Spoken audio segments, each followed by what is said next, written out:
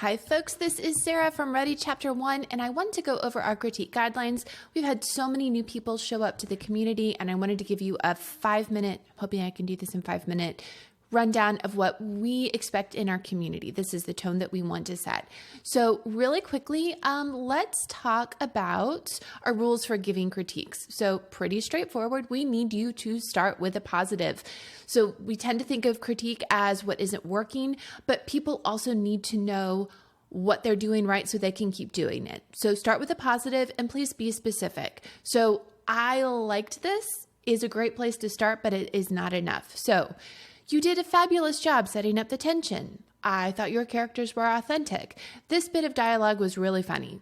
All of that is great, specific dialogue that people can use.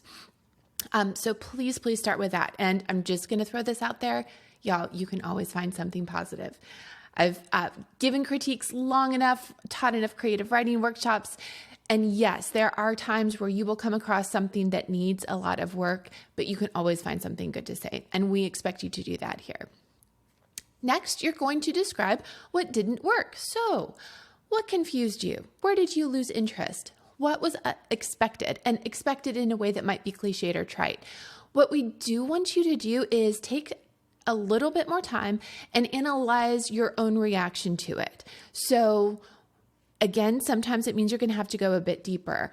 When did I stop caring? What wasn't I sure of? But it is so worth it for our folks that you're giving this critique to. There's something we don't want you to do, though. So we don't want you to be prescriptive. So I'm going to give you this quote from Neil Gaiman, which is chef's kiss. And remember that the people he's talking about here right now is you. So remember, when people tell you something is wrong or doesn't work for them, they or you are almost always right.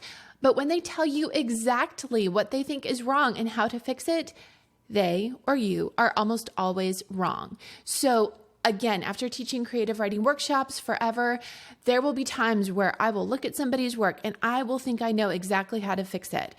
And I will tell them what's going on. I may give them a suggestion, but by and far, the best revision has always been when people take the feedback about what isn't working and then do it in their own amazing, creative, special way that is specific to their story.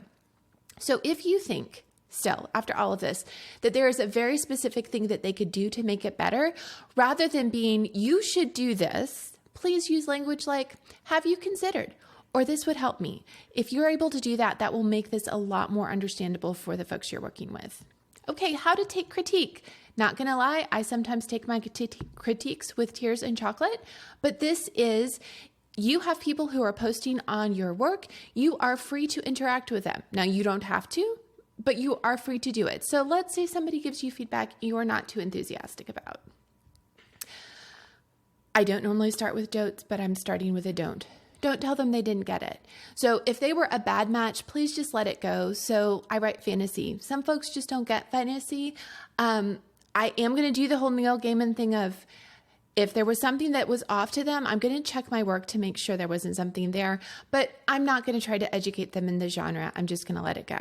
Now, if you think they misunderstood something, like if they had only read paragraph 3 more closely, they would have understood what's going on.